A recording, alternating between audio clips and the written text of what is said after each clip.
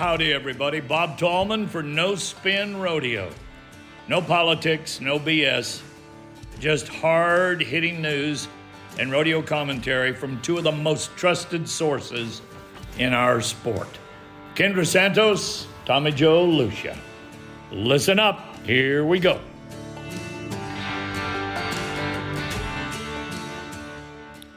Good afternoon. It's October 28th. It's the year of 2025.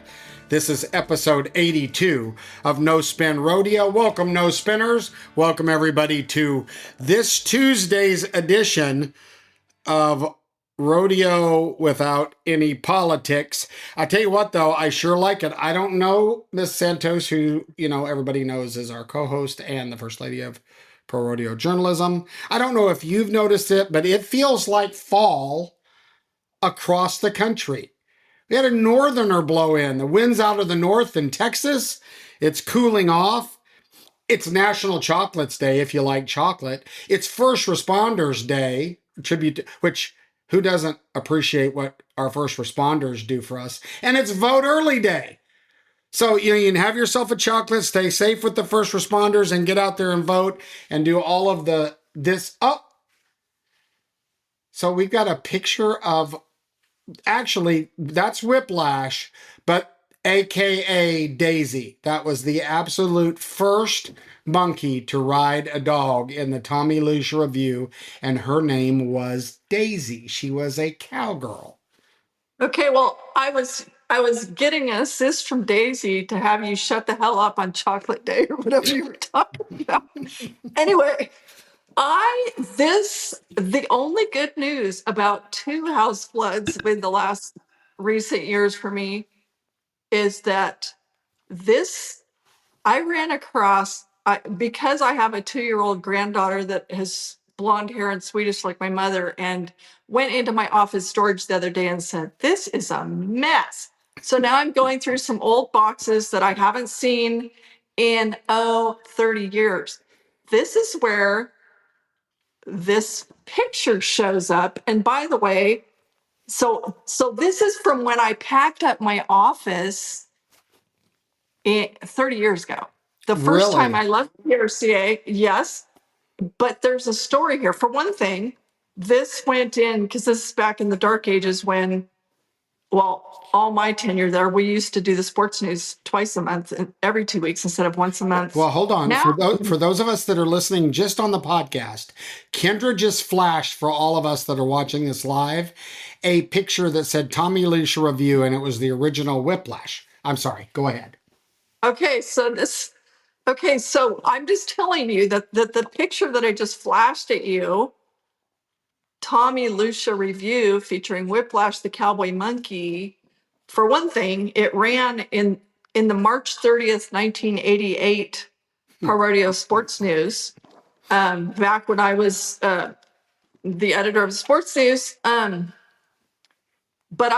what's funny is this box that I just ran across is from the day before I packed up. Part of what's in here. There came a day before I left because my baby boy wouldn't take a bottle,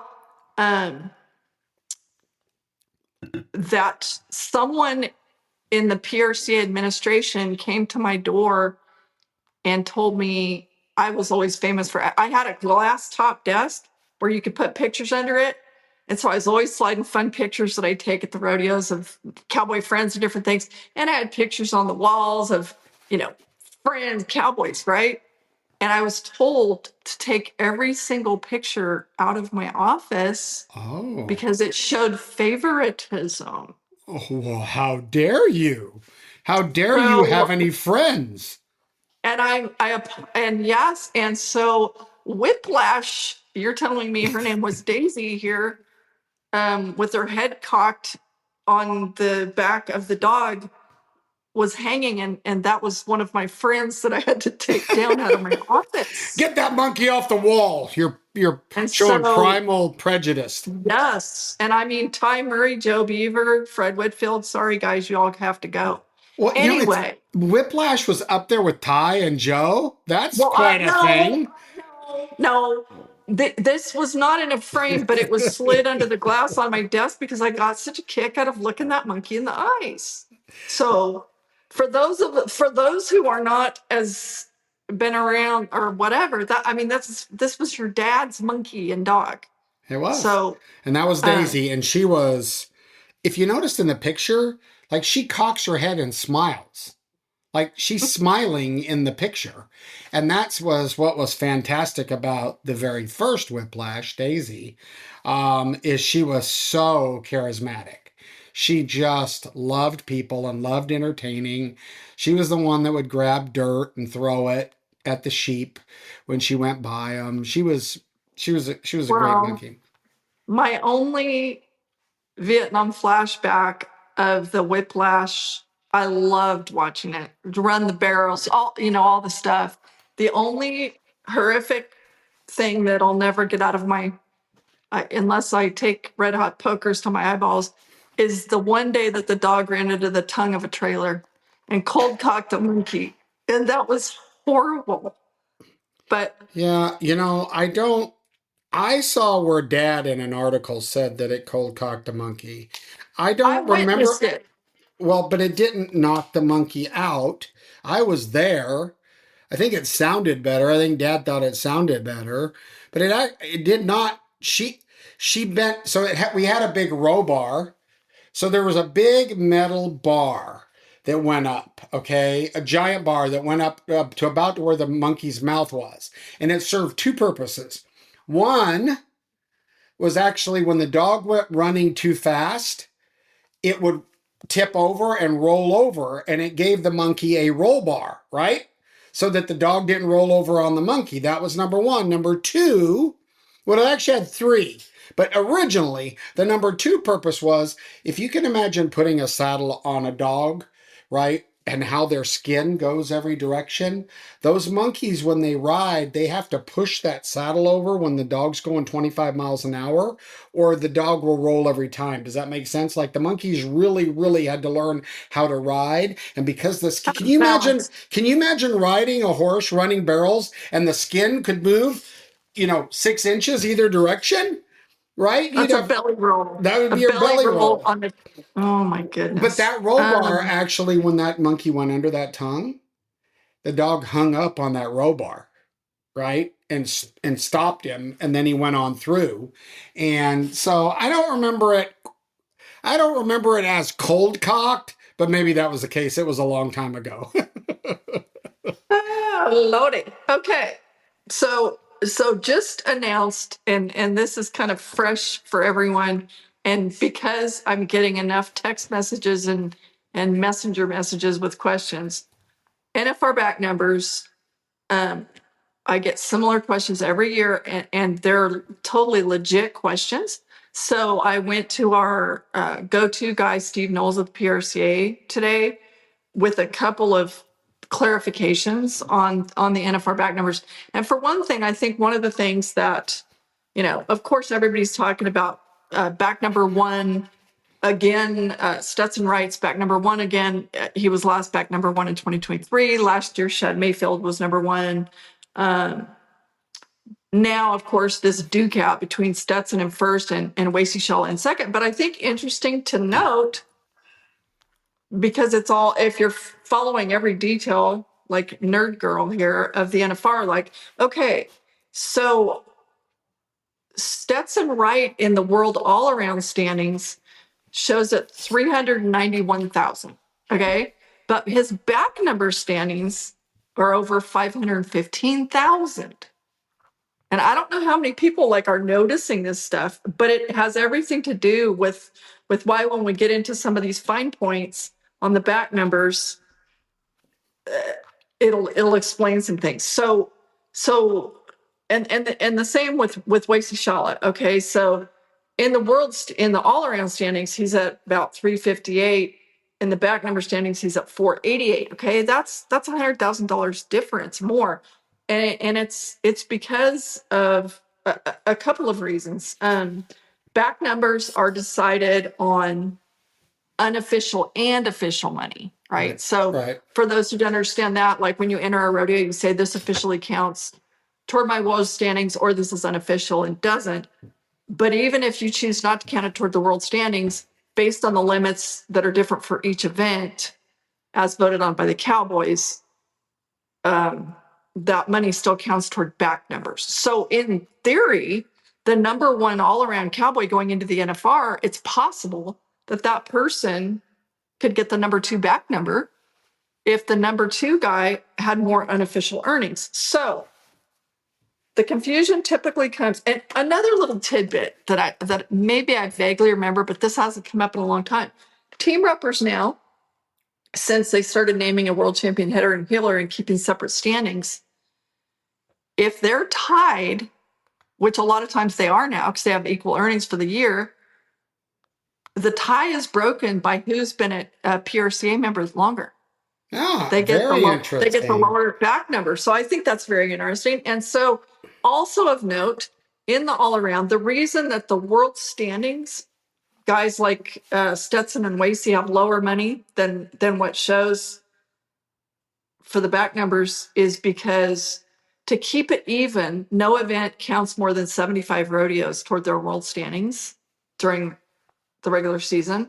So for the all-around, only 75 rodeos count to keep it even for all the events, which makes perfect sense. But I don't think people stop to think about that a lot of times. And so like standalones where it's just in a certain one event, for example, Extreme Bulls, or standalones in any event, Brad Germanson's bronc riding, those don't count toward the all around.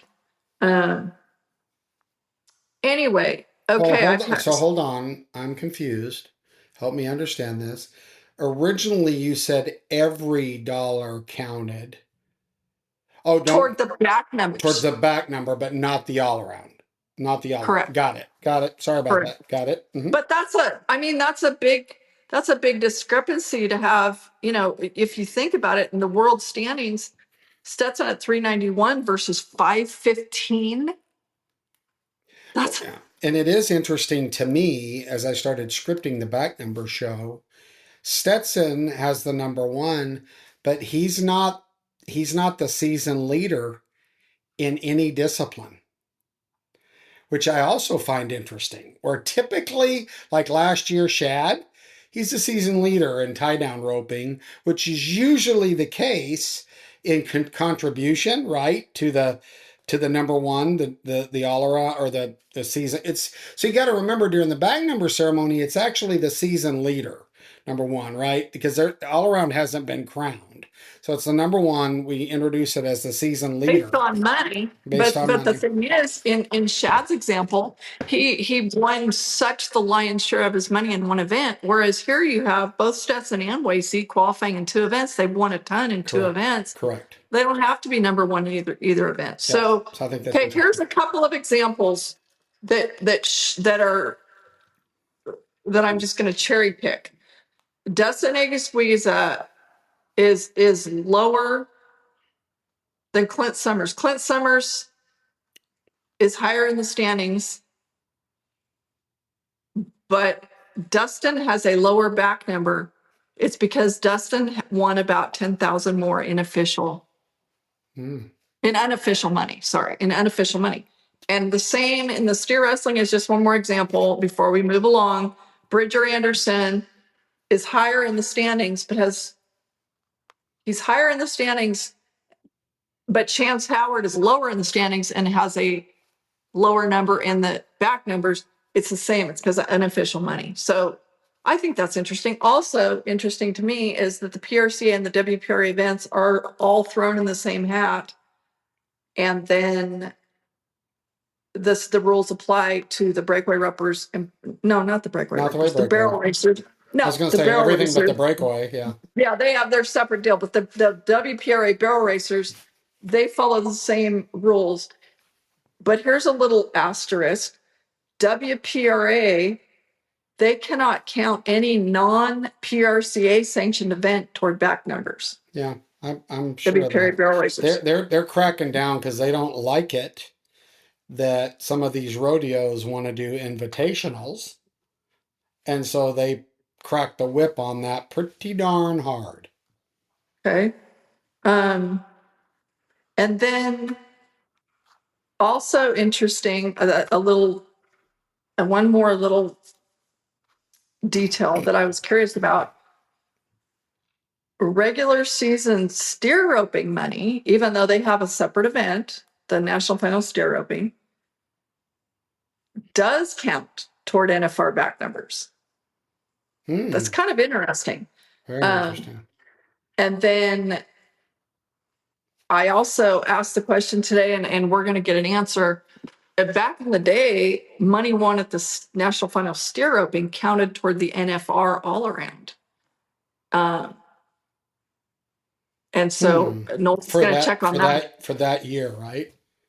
Yes. And this is interesting. The last couple of years, they didn't even order the the NFR all around saddle because no one qualified in 2 events.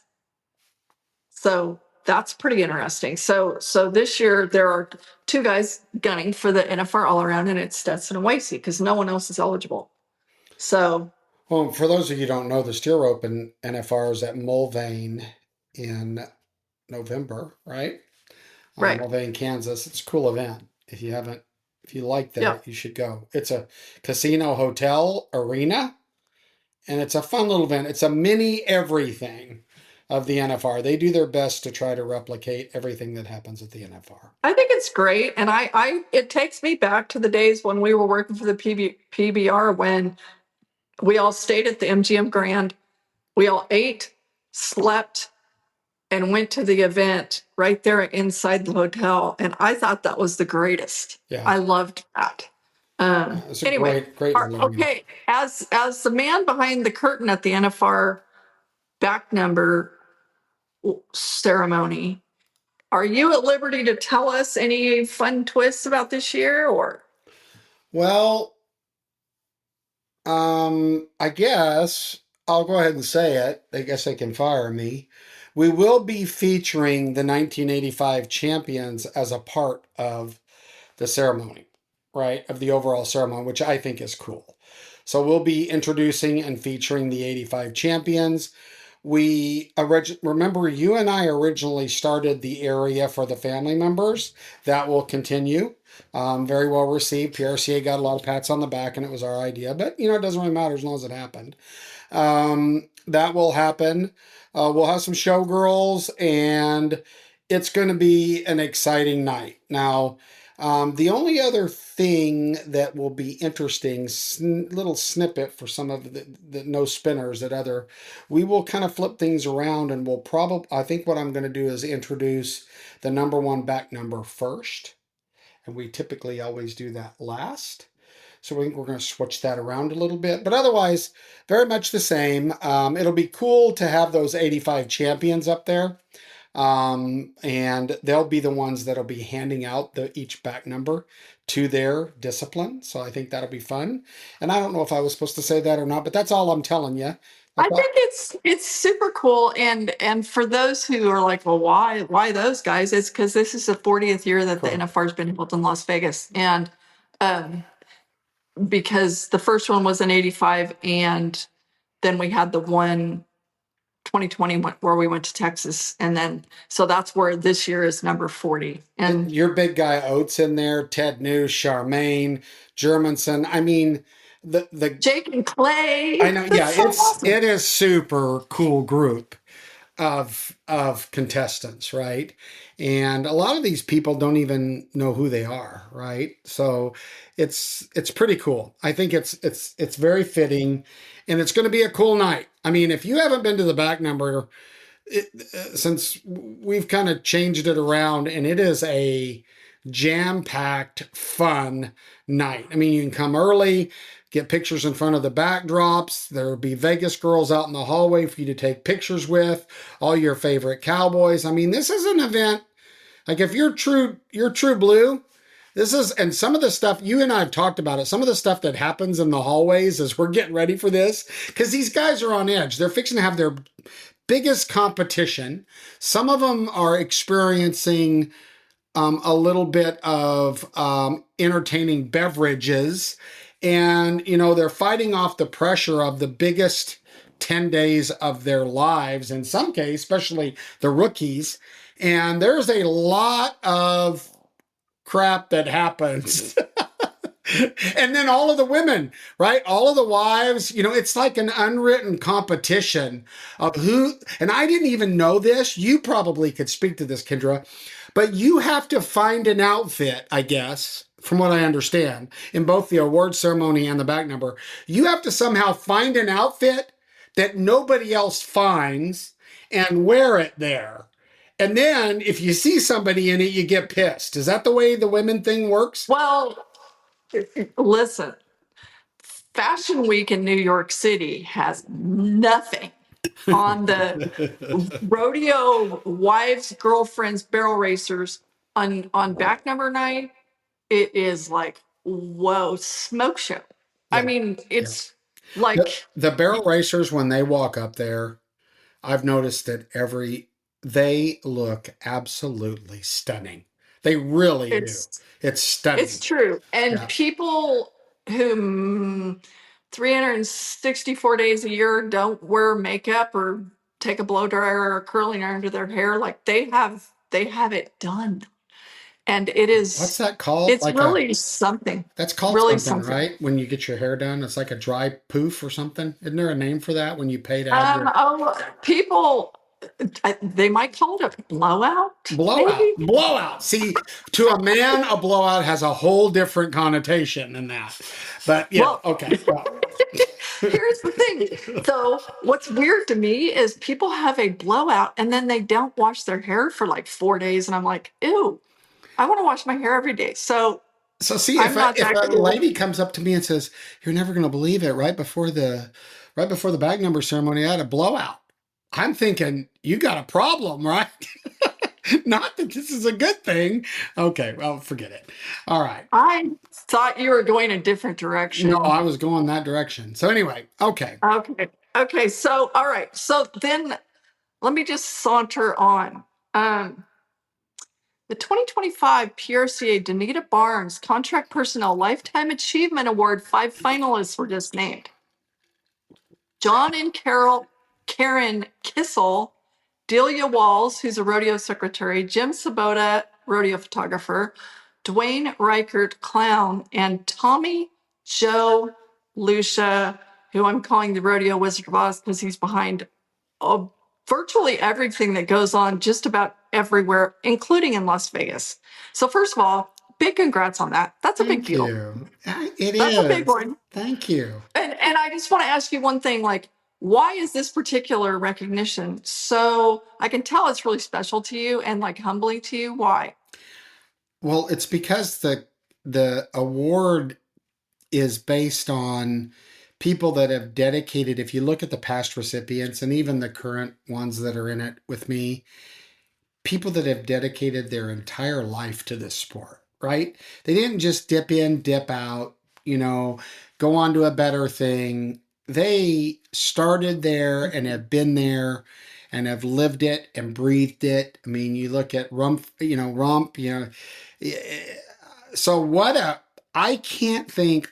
Listen, when I got the call, I was like, what? Like, the furthest thing from ever was me ever being nominated for anything, honestly. Then I'm not trying to be Mr. Humble Pants or anything. That was the furthest thing from ever coming to my mind. I'm like, seriously? And they're like, yeah.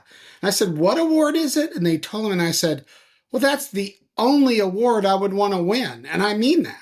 I think it's so, if you look at Danita Barnes, you're talking about a lady that went up and down the road, did everything. If you were a part of the Barnes rodeo culture, right? They were a traveling circus, and I mean that in a good way, right? Everybody did everything, right? And they put on a show for millions of people in a place where nobody wanted to put on rodeos. And she was such a mother. We talk about the mother figures. That was another one that I grew up around, Danita Barnes, right? Going into the secretary's office and getting those little mints, those, the round ones with the red the old timer mints that you get in a Mexican cafe. She had them on her table and she'd say, you better put about 3 in your pocket. And if you don't really have a mom and you're on the road, those women become very important to you. So it is I can say I'm honestly I don't care. I honestly don't care if I win or lose. It is fantastic to be nominated for that. And I mean that. I swear to God, I'm not full of shit on this. I'm being 100% serious. So That's thank you. super cool. Very cool. And because I knew that Delia's a rodeo secretary, Jim, rodeo photographer, Dwayne, a clown, I apologetically don't yet know John and Karen Kissel. Do you know who those people are? I don't. I was going to look that up. And I don't even know who votes on this. Who votes on this? The whole membership? Do you know? I don't know. I do not know. Yeah, I don't know. They haven't asked me to vote for me yet. I haven't gotten any ballot in the mail that had my name on it. Okay. So, well, it would make sense to me if it's a contract personnel lifetime achievement that the contract personnel of the PRC would vote, but that's just what would make common sense to me, but I don't know. Well, common sense isn't usually what applies, but go ahead.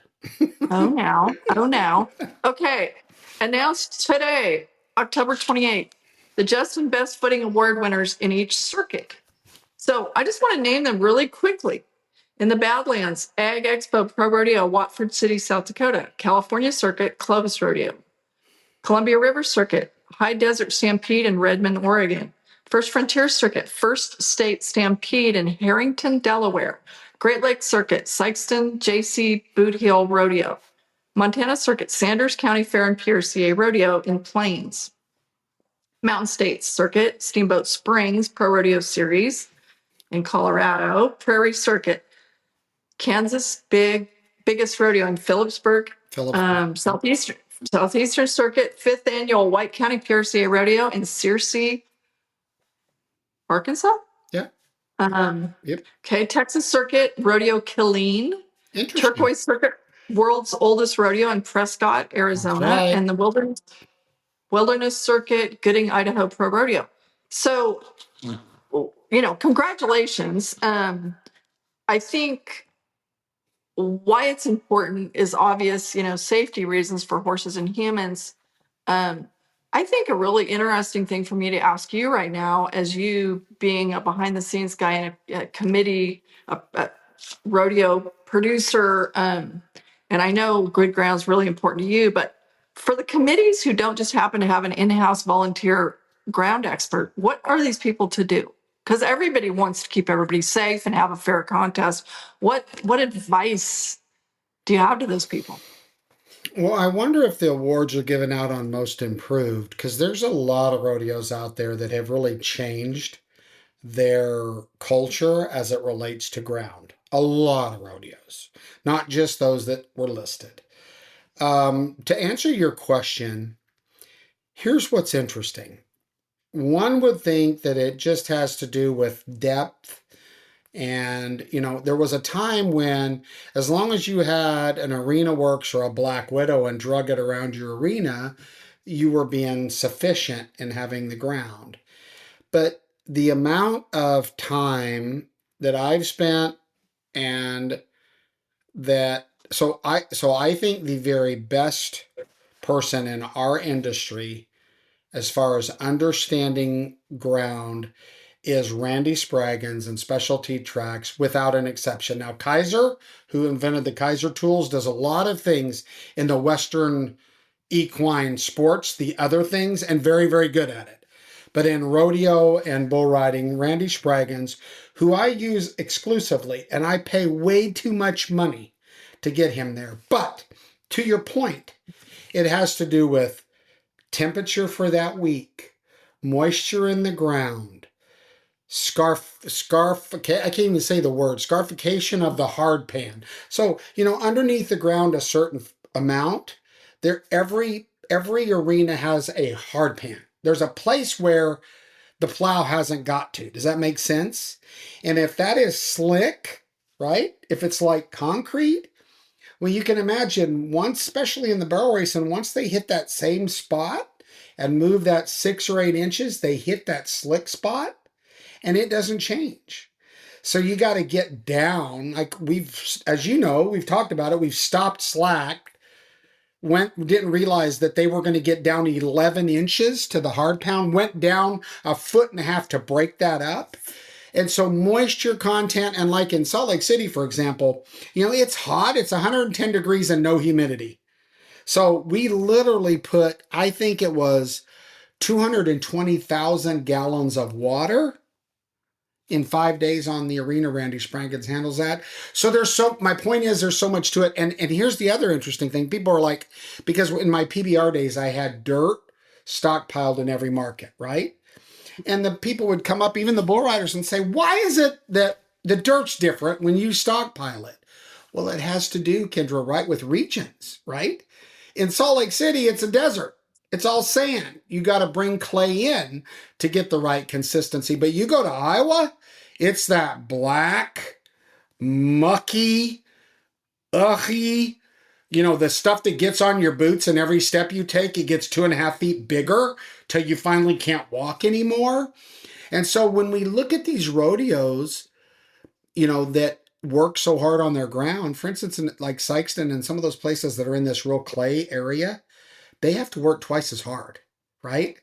To make that ground be good, because it's a higher clay consistency and less sand, unless they've actually brought in stuff. So my point is, in short, there's so much to it. When you see a girl, and here's the deal, you ask Spraggins, both Spraggins and I, what we look at is if the ground gets faster, right? If you want to sit back in your armchair and at the Cowboy channel and watch, is as they run, the ground gets faster like it does at the NFR the last few years. That means that someone's handling that ground well, right? They're getting faster as they're running on it, not slower. So little things, but yeah. Well, and I do, we all notice, because is even on the Cowboy channel or in person, either way, that so many more rodeos are dragging a big drag halfway through with a tractor. And well, because the WPRA is actually trying to require that. I mean, okay. they're out there fighting. It did not used to be the case. It did not used to be the case, and they are fighting for it, and they should. Because here's the other thing that's interesting. You see everybody raking the ground. That's cool. I think it does help, hand raking the ground. But they don't get down in the ground where the ground's actually shifted, right? It looks good. It probably helps some, but it's more perception than reality on what it really helps, in my opinion. It's kind of cosmetic. The thing is,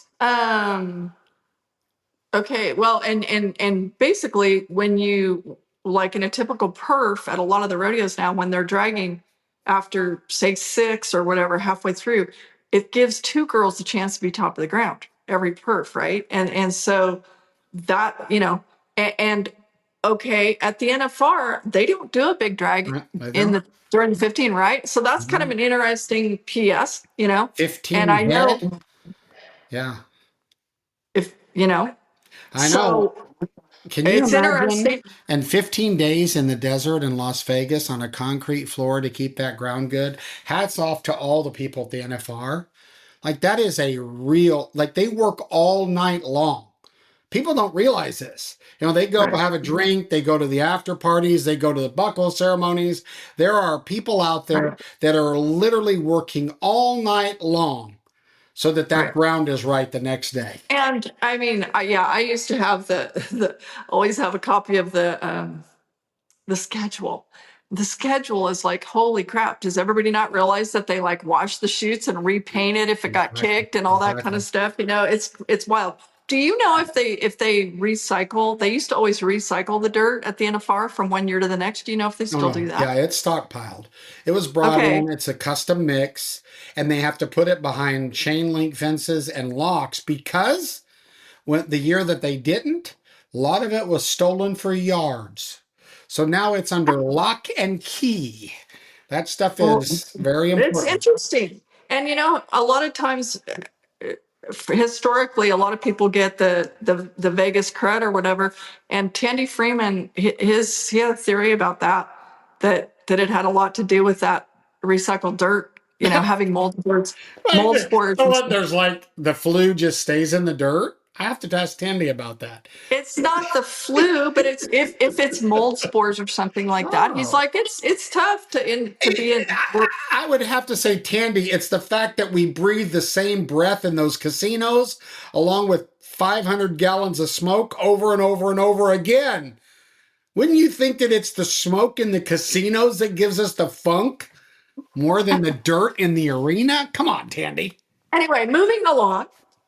Okay, Cody Teal, 2012 PRCA World Champion Bull Rider, just announced, I think at 33 years old, his retirement from bull riding. Speaking of the NFR, Cody Teal rode in 2013 and 2015. He rode 8 of 10 bulls to win the NFR average those 2 years. And he also went on to have a lot of success in the PBR. So isn't it funny? It's like, oh, Cody Teal, he's been around forever and he's still only 33. I mean, it just tells you like that's a long career for a bull rider, 33. Look, there's a handful of PBR bull riders that are in their 40s. They don't belong there. I mean, they are anomalies, right? That their body's still there. I mean, if you look at the guys like Cody and all those guys, 33, 34, they were pretty much done. Even if they weren't mentally done, they were physically done, because those 18 to 22-year-olds are just kicking their ass. Yeah. Well, while we're on the subject of PBR, I feel like you just were at the PBR. Is it the PBR Teams Finals in Vegas, right? Yeah, I went to the PBR Teams Finals in Vegas, and I'm glad you brought that up. So I was a little bit, let's say, lukewarm on PBR Teams. I mean, I was aware it was doing good, but a little bit lukewarm in my, I don't know, team anything in rodeo just doesn't, or bull riding, it just doesn't feel right initially, because it's an independent person's competition against an amazing animal. But let me tell you this, Kendra, and I really, I want to say it, but I can't. I'm going to admit that I was wrong. That event on Saturday night and Sunday, well, it was a Friday, Saturday, Sunday event, their Teams Championship, and I can go into a little detail, but I'm going to start it with that Saturday night was the best produced, most entertaining Western lifestyle event. No, well, it rivaled, let me put it this way, it rivaled the 10th round at the NFR. So I'm not going to say, now the production quality of it, given all the toys they have, was better, right? Because they've got the amount of lighting and video and stats and contract personnel. It's a well-oiled machine. Like the entertainment value of it was prime. I would say that, in my opinion, it was better than the NFR but they have a lot more toys to play with. The competition rivaled the 10th round of the NFR. And let me tell you why. It was just cool. So without going into the details, they have 10 teams in the PBR. And just for those of you that haven't even, they're like, screw it, we're not listening to Teams PBR. I'm going to go into a little 101 because I think it's actually interesting. These teams, there's 10 of them. They field 5 bull riders. They have some on their bench in case someone gets hurt. But they field 5 bull riders, and that's their team. And they go into the competition, and each team of 5 bull riders rides against each other, right? Kendra, have you seen it one at a time? So the Arizona Ridge Riders have one ride, the Rattlers have one ride. And it's simple. It's the highest amount of points on 5 cowboys on each team. So it just starts adding up. So it's really about qualified rides, right? You want those points. It's 5 against 5. And they do a round of 10, and that's a game. And the people with the most points, the team with the most points advances. The loser is done. Not necessarily done, but done. And so, interestingly enough, to try to make a really long story short, there were a lot of really good bull rides. I will give it to the PBR that the bullpens were better suited for the Cowboys, and those guys came to the teams in Las Vegas at T-Mobile. By the way, T-Mobile's a gorgeous facility. What a gorgeous arena. They had good bulls to ride, rank, but good bulls to ride. And here's what I thought was interesting. So they seed the teams like regular sports. They're trying to make it more like sports, which, you know me, I really appreciate. And so the number 1, 2, and 3 seed teams, the ones that had done the best all year long, they got buys. So on the first day, all the losing teams played to come, play on the second day. Well, to make a long story short and to not go over all the details, the last day, the 3 lowest seed teams were in the championships, right? The ones that had done the worst all year long made it to the championship. And the 3 winningest teams, which was, I'm pretty sure, the Austin Gamblers, the Rattlers, and the Ridge Riders, I think. Don't crucify me, fans, if I'm wrong. They played a game, right? All 3 teams had 5 bull riders, and the 1 team advanced on, and the Texas Rattlers did that. So the top 3 were basically out. 1 team, the Texas Rattlers, got in.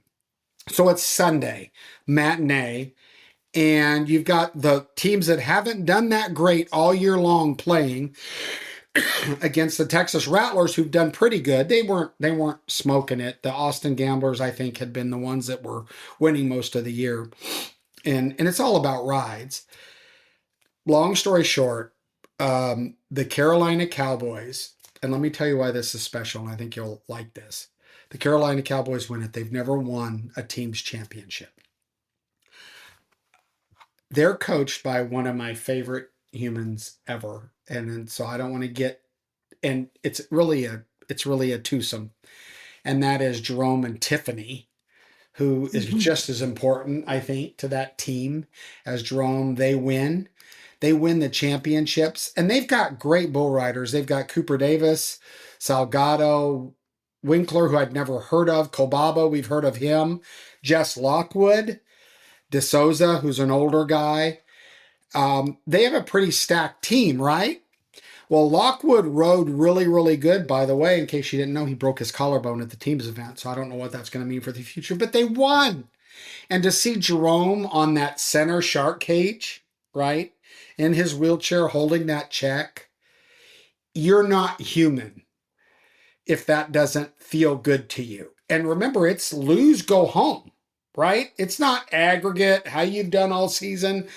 You know how I am, and we'll get into feedback. A lot of fans of No Spin Rodeo don't like the way I look at it, but I love the fact that you got to play and win.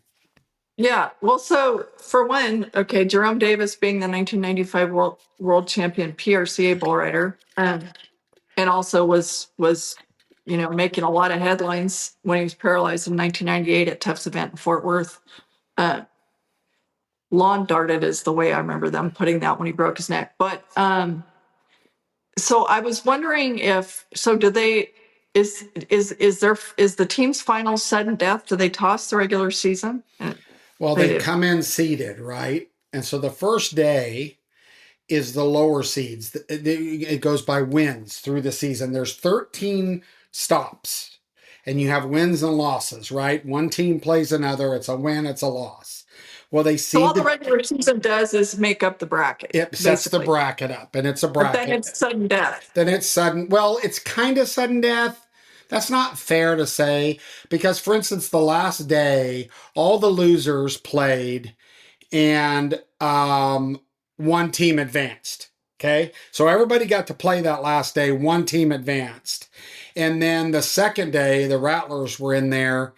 The losers played and advanced. So it's sudden death. It's really sudden death on the last day, to be honest with you, because there's all these like losers brackets that you go in, and if you win, you get kicked back up into the main bracket. Does that make sense? So yes, it is sudden death, but the last day on Sunday, it's literally 6 teams playing, advancing to 4 teams playing, advancing to 2 teams playing. So it sounds, I hear a little bit of like the Kid Rock deal, which had a lot of PBR influence, where some of the guys on the Kid Rock winning squad maybe didn't even go, or maybe either bucked off or or broke out or missed or something and still were on the winning team. There's some of that, right? Like you can There get is. bucked off and still be on the winning team, And which still is an get paid. interesting concept. But Yeah. what was really interesting to me was, so the last day, the Rattlers came in like through they were a top seeded team and lost right off the bat.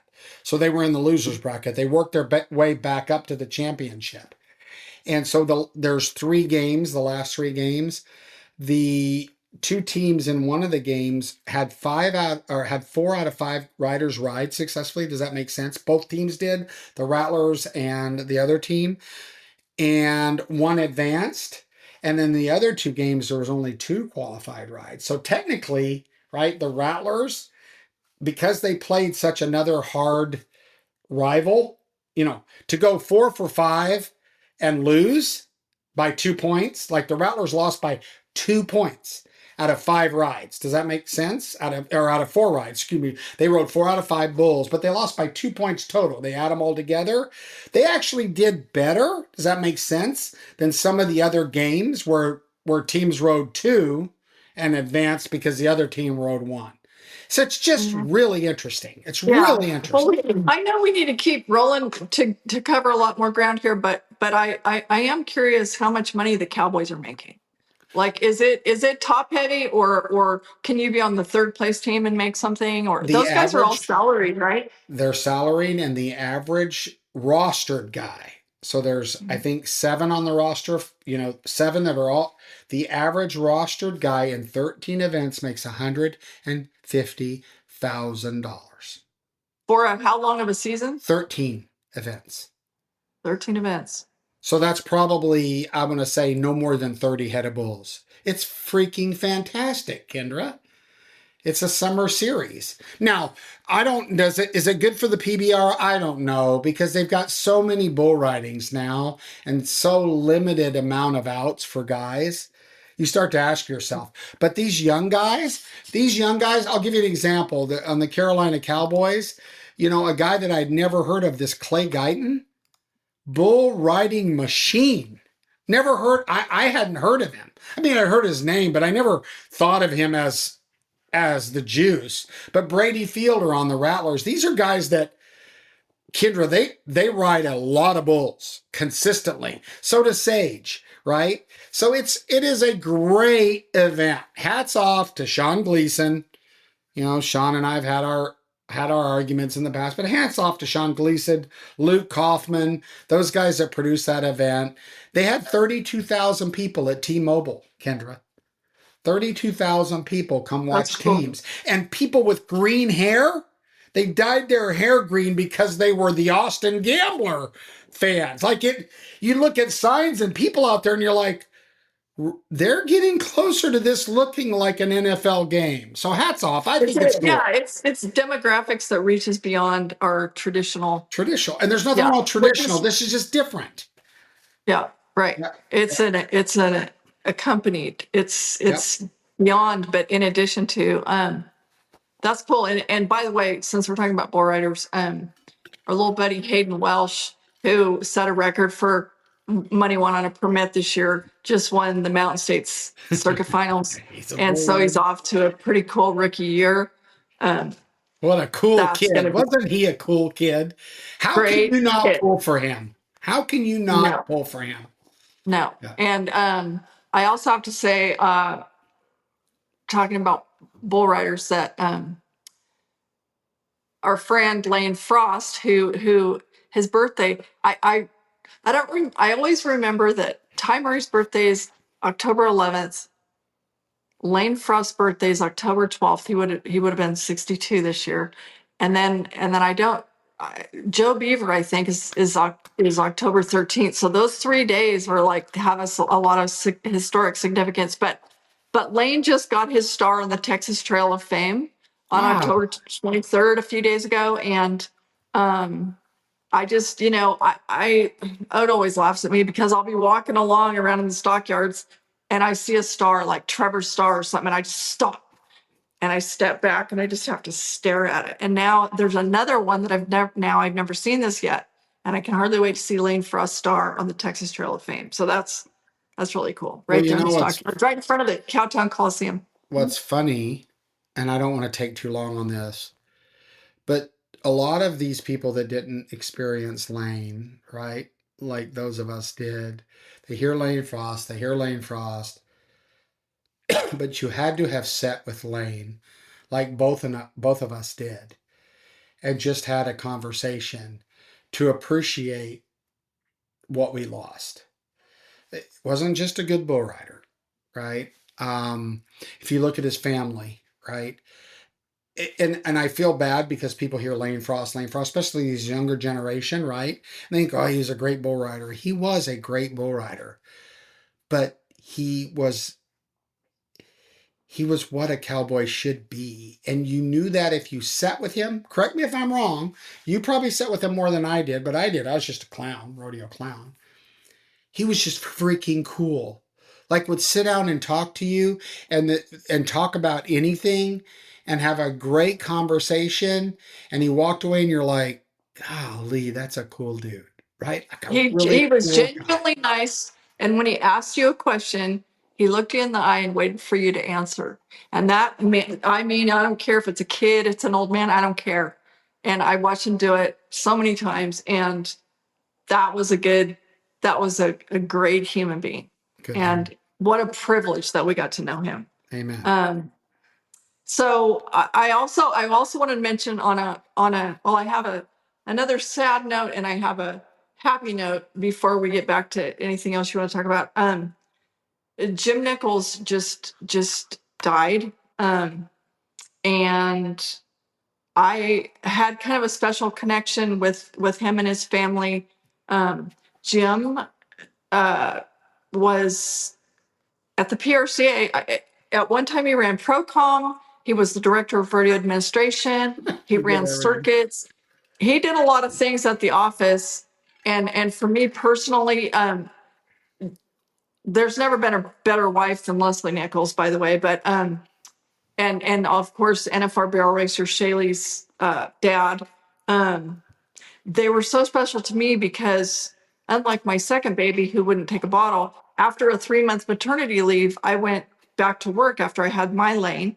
And Jim and Leslie and little bitty Shaylee lived up the hill 3 minutes from the office. And so Shaylee and Leslie would hold him, and then I'd run up the hill and nurse him all the time, you know. And so Jim, the only crossword I ever had with Jim Nichols was when I was hell bent that Lane would never taste sugar until after he turned 1, and I would catch him. I'd run up there to feed him, and I'd catch him holding Lane on his lap and feeding him Leslie's red velvet cake when he was like a tiny baby. And I'm like, no. But That's those great. people have been very special, and this is a hard one. The only other person I've known who had pancreatic cancer was Louis Field, and pancreatic cancer is a bitch, and it's like, oh my God. And Leslie called me the other day to let me know, what was going on. And I didn't realize that we would, lose him so soon. So that's a tough one for a lot of people and for me personally. On a happier note, after 95 days in the hospital, our 2015 world champion bareback rider Steven Peebles is finally home, and holy moly, an acute pancreatitis attack back in July is what sent him to the hospital, but he had who knows how many surgeries, but he was on life support in the beginning. It was very much touch and go for a while. The fact that he's home and Has his baby in now, his arms. oh my God, Chloe's 5, I think, unless she's had a Yeah. birthday lately. And that, I think, has been his, motivation, because it would have been pretty easy to give up, right? And Yeah. anyway, I mean, just 10 years ago, he was our world champion, and that he just went through hell, but hopefully he's back. And I have put up how people, if they want to, can help him, because I can't even fathom what his medical bills look like. So, Well, and let's clarify this. If Kendra, all you people need to listen to this, because her and I have had this conversation. If she puts up how to help people, it's direct. There's no BS. It's directly to them. So if you ever want to actually help someone directly, pay attention to Santos' posts, because what she gives you, she makes sure that she makes double sure that this isn't getting processed, isn't going through the system. This is going to them. So if you've got a little bit and you're sitting at home, get out there and help some of these people. A little bit helps, people. A little bit helps. A little bit, because there are so many of us, and if we could all do a little bit. And in the case of Steven, his mom Amy has been the person I've been in touch with when at times when he wasn't even conscious. And so imagine how exhausted and how relieved also now she is, because she works full time, and she was like, she called it the triangle: her home and the hospital and her job. And she's been sleepless for over 3 months. And so anyway, thank God that this is kind of a miraculous turn of events for Steven. So praise the Lord. Yes. Anyway. Well, I think we'll finish up today with a little feedback. We only have a couple. So we want to make sure that all of our fans know that we read the feedback and don't ignore it. You're going to see from today that we don't ignore it, even though I would like to. We don't ignore feedback, so we're going to go through feedback. The first one is feedback on an email from our YouTube channel, and it was just a nice one. It says, "Love this episode," and it was the one with Rory. Our fans really liked the episode with Reno and Rory because they're so astute in our game, and the things they said was so interesting, and I agree. We loved our podcast with Reno and with Rory Lemmel. Great info about production. Fun to think about the what ifs for the NFR, which we kind of teased a little bit. And it said, yes, have them back and more discussion. So we're contemplating a roundtable, and in that roundtable, we have Reno and Rory and us to discuss things. I think that one would be pretty testy. We might get arrested. We might get shut down, but you'll get an IV of the truth when you hear that one. I promise you. Okay, this one is the one that I think is great. This is from the 814, which I think is somewhere in the Northeast. I didn't know where it was at back when I first got it, but I'm going to read it. Here we go. The premise of the podcast in general is awesome. However, I can't stand to hear Tommy Joe Lucia drone on with his committee man opinions. When he starts, I immediately hit the skip 30 seconds ahead button. What really gets me is when Kendra points out facts, with facts, by the way, that he's wrong. And he calls her a communist. I've said something, a statement is communistic. I have never called her a communist. She said that, but it's not the truth. But let me get back to the quote. He calls her a communist or mutes her mic. Again, never have we ever muted Kendra's mic. Her cell phone service may have been shitty, but it had nothing to do. We never mute her mic, by the way. He mutes her mic.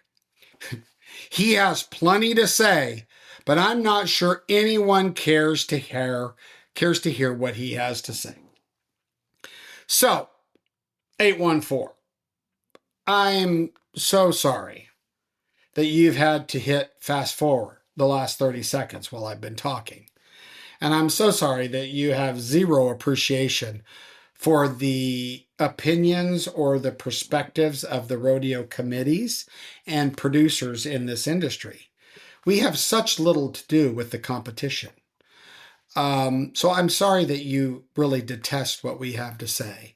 I don't give three flips if you like what I have to say, because here's what I'm going to do. I'm going to continue to tell you what I think, all of you what I think, because I'm not in a popularity contest.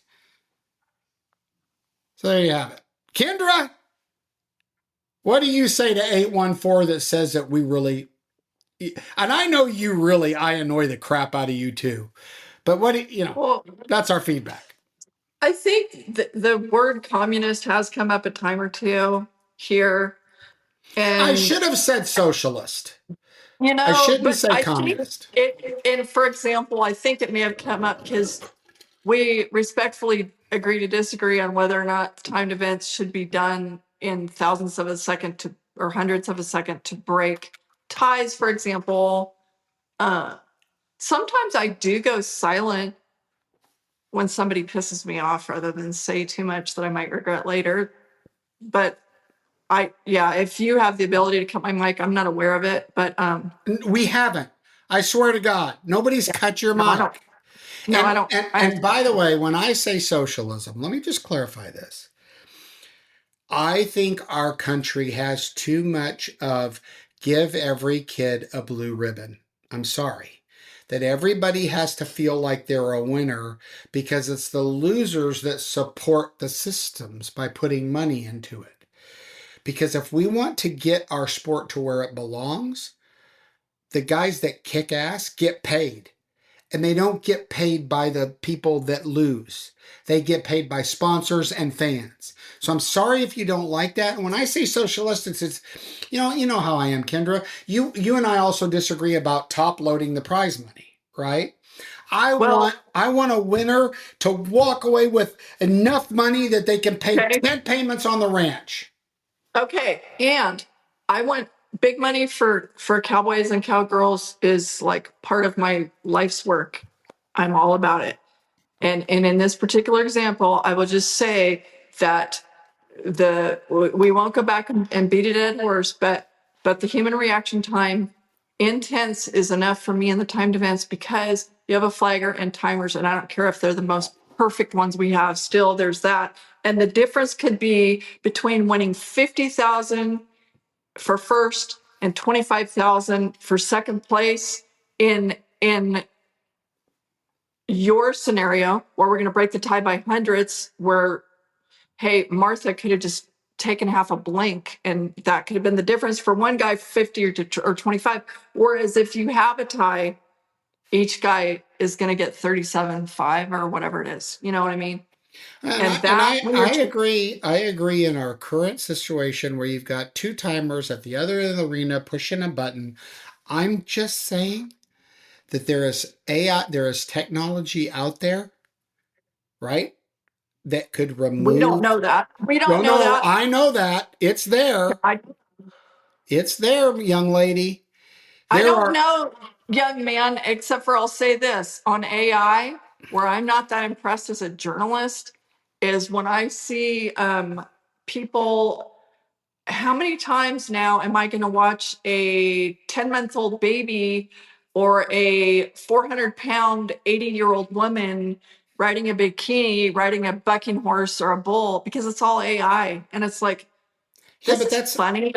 I but that mean, is, honestly, that would be comparing. What I'm saying is that there is technology that can look at video, right? And see when the exact moment that that animal, right, breaks the chute plane. The yeah, exact I don't know about the moment. technology. I don't know about the technology. I'm all ears. And But if it's it can do it. It looks at it and it says it broke the plane now. Like there was no, I was behind the chute gate. I was on the other side at the announcer stand. My nose itched at the time. okay, if it's Okay, it's ready to there. go, why haven't I don't know why we haven't used it. But so my point is I agree with you in our current system. I okay. agree with you. I'm just saying that when we choose to take the leap, right? To take the leap to where the technology that's available actually does this. Like, for instance, markouts. There is technology out there that can actually, with video, prove and see where those spurs are. Like it's there. Like when they're able to tell if the basketball went through the hoop before the last 16th of a second. So it's there. We haven't got there yet. And I agree with you. Until we do, there should be some forgiveness. However, I love changing lives. I love to see the two young team ropers that entered that were in a part of the Utah Days of 47 rodeo that had never won that kind of money. And had we paid 10 places, which I understand is probably more fair, we wouldn't have been able to have that kind of impact and that kind of confidence, right? The Wyatt Denny's that won the Utah Days of 47 Rodeo, all of a sudden they win big money and they think they can beat the guys, right? We know it's mental. They go out there and they start Wayshishala. Wayshishala at our rodeo rides a bareback horse that he didn't really know if he could ride. He kicks his ass and he says, you know what? I can ride bareback horses with the big boys. He said that. To me, that just makes my heart get big. Doesn't it you? You're like, yes, you can. Go kick their butts. I think it's cool. I think it's cool. It's all cool. Cowboys making more money. The end. We both agree on that. We both agree on that. How you cut the pie up, how you do it, we have our conversation. So 814, wherever you're at, sorry that you don't like me, but until I get whacked, I'm probably going to be a part of this podcast. And I agree with you. The most temperament, nicest, kindest, most level-headed person in this twosome is Kendra. But let me tell you something. If you knew my dad, genetics aren't going to change. Those of you who knew my dad, you know how I am. Kendra knows my dad. I got two sharp sides to me, and that's what it is. I'm going to tell you what I think. We can agree to disagree all day long. And I do. Here's what I want all of the viewers to know. I respect Kendra's opinion, and I listen to it. And if this country would do more of listening to everybody's thoughts and then agreeing that we don't agree on the final solution, but just listening to the other side, which I was taught in debate back in college. The number one thing you do is listen to the other side. That's how you win the debate. You don't win the debate by having all the facts on your side. You win the debate by listening to the other side. Wouldn't it be a refreshing thing? Maybe the United States government wouldn't be shut down for 13 days if a couple of these people up there would listen to the other side and do what's right instead of what's right for them. And as a journalist, I was trained to present all the facts. You gather and present all the facts and let people decide for themselves. That's the way it's supposed to go. Which is why you're trusted in the industry. It's why if people want real news in our industry, they look at you. That's just the truth. I'm not trying to flatter you, but the truth is, if you want the real story, you read Kendra Santos, which is why when I started No Spin Rodeo, I'm like, there's only one person. There's only one person out there that'll feed it up and will fight me till she dies if she doesn't believe it. And that's Kendra Santos. So for 814, you know what? The great thing is I have a fantastic co-host that you believe in, and keep listening. Keep listening. Keep forwarding 30 seconds. I don't care. You might find something out that actually is worthwhile. Our goal, is this not true, Kendra? When we started this, our goal is to impact the industry on an honest level approach. Would you agree? Yeah, in a positive, to have a positive impact, and again based on the facts, and that we do appreciate people taking the time, and you should tell people and remind people how they can give us their feedback, because we really do appreciate it, because it brings up some great conversation, and we have access to find the answers that not everybody has. We'd love to find out for you if we don't know already. So I'll give you guys the information, but we talked about the back number thing. We were talking about back number. I would like to poll our fans if you're okay with it. I would like to send out a poll to our fans, and I'm going to challenge our fans to send us feedback. Now I'm going to give it 2 times. I'm going to give it at the first of the poll and then at the last. If you want to give us feedback, you can text us at 817-668-2395. That's 817-668-2395. Or you can email us at nospinfeedback@gmail.com.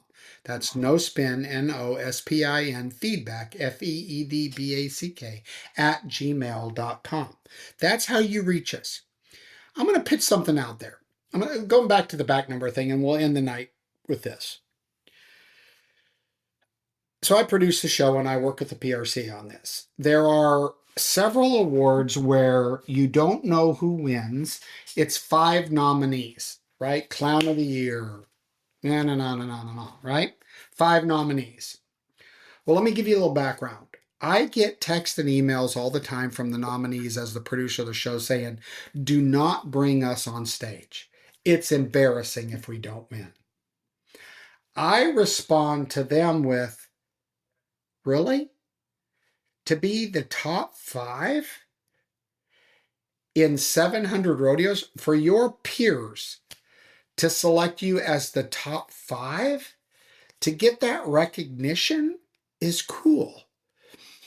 So there's a level of uncomfort in the humility of our culture to be on stage and lose, right? To not, and then, to smile and shake the hand, say, well, congratulations for winning 26 times in a row. We really are happy you won again, but we're really not happy you won again. And we're going to go off and everybody's watching us smile. So there's a little bit of debate between the PRCA and I about whether or not we bring the top 5 nominees on stage live, right, Kendra? Walk them up there, let them be recognized, and then announce the winner. Drum roll, winner, kind of America's Got Talent style. And the losers got to shake everybody's hands and leave and get their plaques. The winner gets to... Or would it be better to put the slides up of the 5 nominees, right? You see them on video. Maybe you see a camera shot of them at their table, right? And then the winner comes up. Now, let me tell you why we did it with the 5 on stage. We did it to make the show quicker. Because do you remember when the awards banquet, when we had announced the winner, and they would be all the way in the very back of the room, and by the time they hugged and kissed and patted babies and high-fived, it took them 3 minutes to get to the stage, and the awards banquet took literally 5 hours? Do you remember that? Yes. So that's kind of why we brought them on stage. So what I'm challenging our no spinners, give us some feedback. I'm going to give you the way to reach us. Do you think that it's better to recognize them on stage and they should be proud of being in the top 5 and should come on stage? Or do you think it's better to just recognize the 5 and announce the winner? All right. Challenge, no spinners. We want to know what you think, because I'm going to pass that on to the executives at the PRCA and see if we can make any movement. I'm going to repeat again how to reach us. You can text us. We don't ever look at the numbers. We only get the area code. Text us at 817-668-2395, 817-668-2395, or email us at nospinfeedback@gmail.com. Now, I've done a lot of talking, and our 814 guy has had to hit 30 seconds for like 5 times. Kicking it over you to close the show, young lady. I guess it's appropriate for me to hold my feelings about that for the next time when we look. Whatever you want to do. You can hold them. What do you think, though? I'm interested. What do you think we should do? I do have an opinion about it. And last year, part of my opinion is for being there for decades now. But last year being behind, it was an amazing honor to get the PRC's Media Award. So I was back behind the stage with some of those people, like the Photographer of the Year people and stuff. And there was absolute dread. Those people had absolute dread about going up there. And then I watched it too, some of it from the table or whatever. And the awkward, to me, one thing it does that's a big delay that's awkward is those poor people, say if it's Announcer of the Year and there's 5 guys up there, well, then they go, and the winner is, but then those other 4, like the winner wants to be gracious, and then he's like, well, I better go hug or shake the hands of all the other 4 people. The other 4 people are like, where the hell's the door? Get me out of here. It's awkward. It's a little bit awkward, and I'm not sure that so you would vote for no.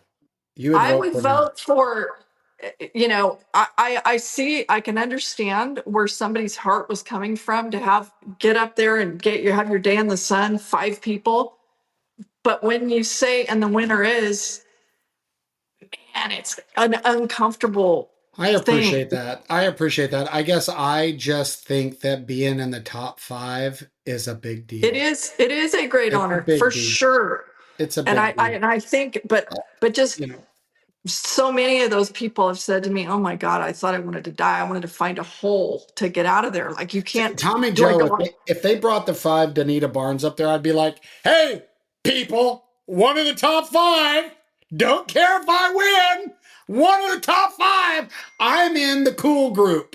Anyway, that's what I would say. But I'm not everybody. But I appreciate your opinion. And I think that's what you're saying is the big reason that this is a controversy. So we're interested in what the No Spinners think. And we'll make a decision on that for the awards show. So that's a little behind the curtain stuff. And you know, I've had a lot of the contract personnel say, don't send me up there. Please don't send me up there. Please don't send me up there. And we listen. You know, you have to understand we listen. We try to do what's best for the entertainment, right? For the fans. Because you got to remember there's a lot of people out there watching on Cowboy Channel that don't know who you are. And when they see a face and they're like, oh, that was the barrel man at our rodeo. He's in the top 5. So there's a little bit on both sides. You see what I'm saying? I get it. yes. I get it. I get it. I I get do it. see. And in Vegas, dear goodness, not only was that ballroom packed, but the ballroom across the hallway was packed, right? I mean, We're that's killing the it. We're killing it at the yeah. Back Number and Awards. It's the place to be. And that's good because I remember when we started, it was you only bought a ticket if you thought you might win, right? You remember those days, right, And Todd? also on back number night for you cheapskates, free food. Free. Show your butt up to the South Point. Gamble a little bit. Have some of the great food. Ryan Growney, he's such a great guy. I played in the Western Sports Foundation charity golf tournament at Vegas. Quick side deal. We played. I had Tim Keener, president of Las Vegas, on my team. Utah Days of 47 Rodeo bought a team. It's a big expense team, but it's to help the Western Sports Foundation, who's kind of concentrating on mental health awareness for PRCA cowboys and PBR guys, helping them with mental stuff. It's a really cool thing. It was a great golf tournament. I will say this. I hope Sean Gleason's listening. Sean Gleason's team won again. And you know what, Sean? You guys might be good golfers or have really fat erasers because our team played pretty good. I had Brad Narducci's little brother, Jacob. When you drive the ball 200, 300, 400 yards like that, I was the worst guy on our team. I was terrible. But I had Todd from Source One Events. We played good. Sean, you and your team probably cheated. That's all I got to say. But that was a random thing. Anyway, last thoughts, Kendra, or I'll sign off for episode 82. I think we're going to have to shut ourselves down. We could go on all night. Let's wait till next time. I love spending an hour with you every Tuesday. Thanks for being a co-host. Thanks for being this show. You're a wonderful person and a great friend of mine. Thank all of you for listening. Thank you those people that skip me. Thank you for all of you. Thank all of you for being a part of this show. This has been episode 82. It's October 28th. We'll see you in a week. God bless all of you. Be safe. Look around. Nothing's guaranteed. Have a great night.